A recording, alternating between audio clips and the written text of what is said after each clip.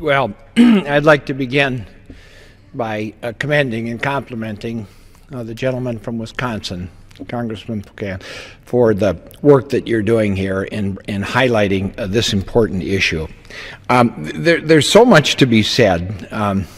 One's not sure where to begin. And you've provided a lot of the facts and a lot of the information, and some of the other members here.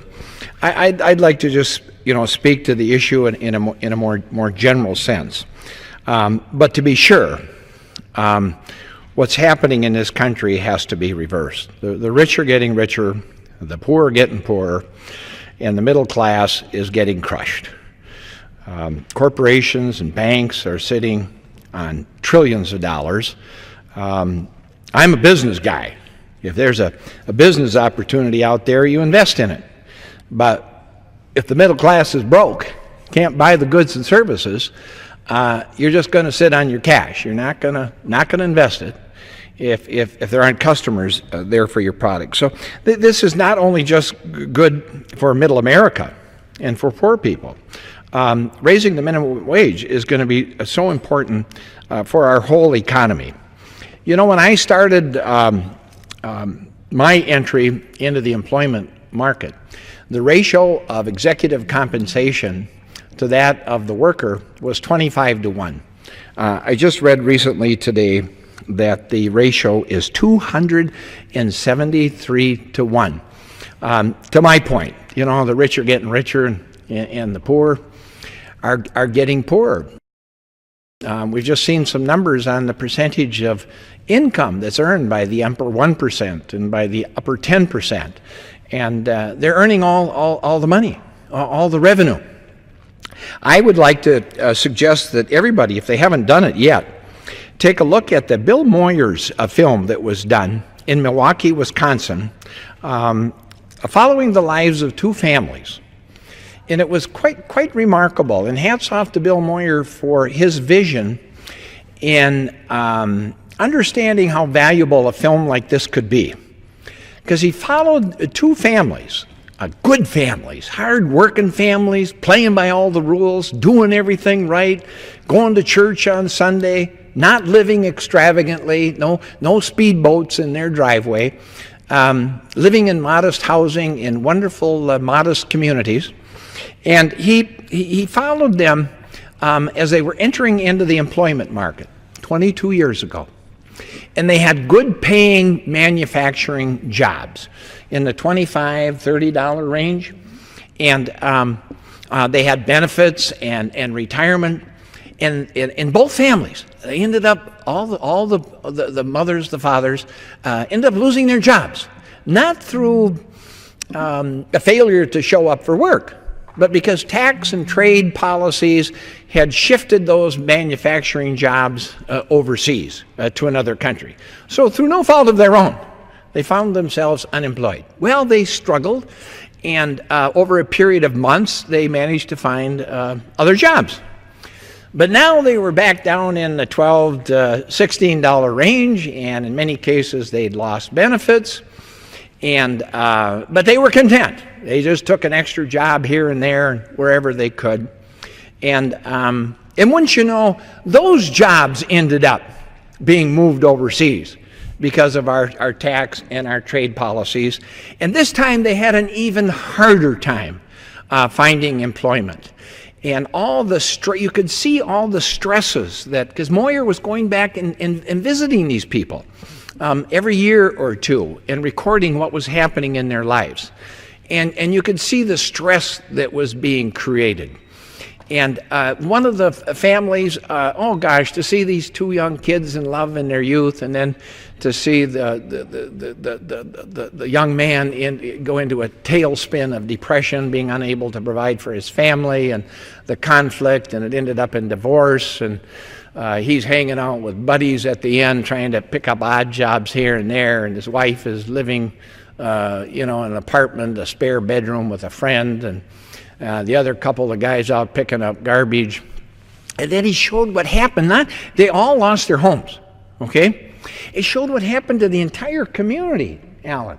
All the homes they were boarded up. The neighborhood was in shambles because they had all been foreclosed. It was just a classic example of how we have failed these people. And in my judgment, here's what we did. Back in the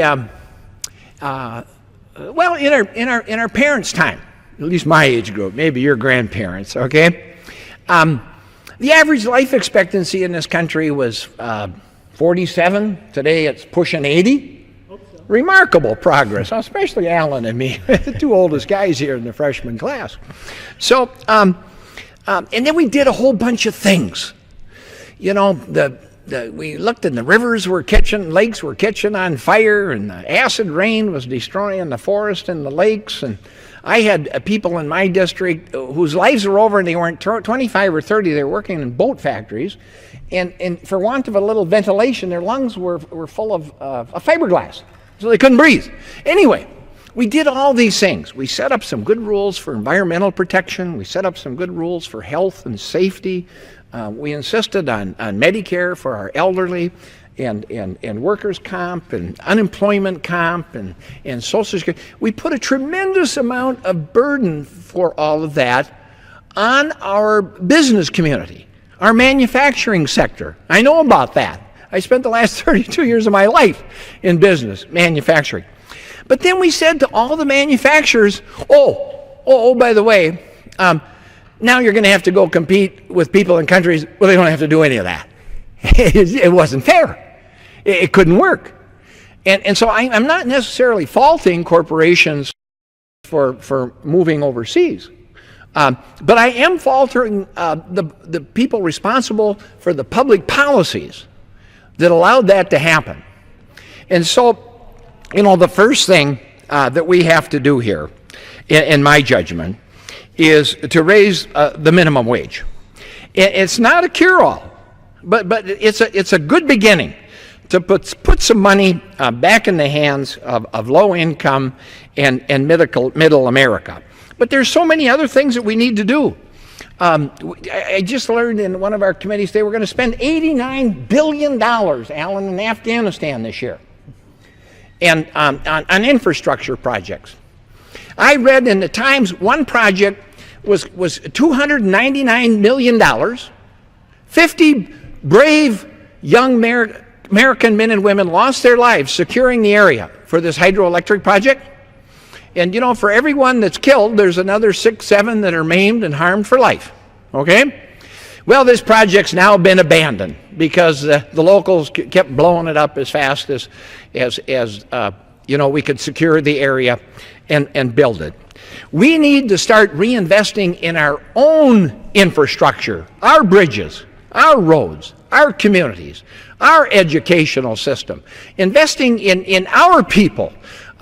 We're going bankrupt here on these wars of choice in this nation building abroad.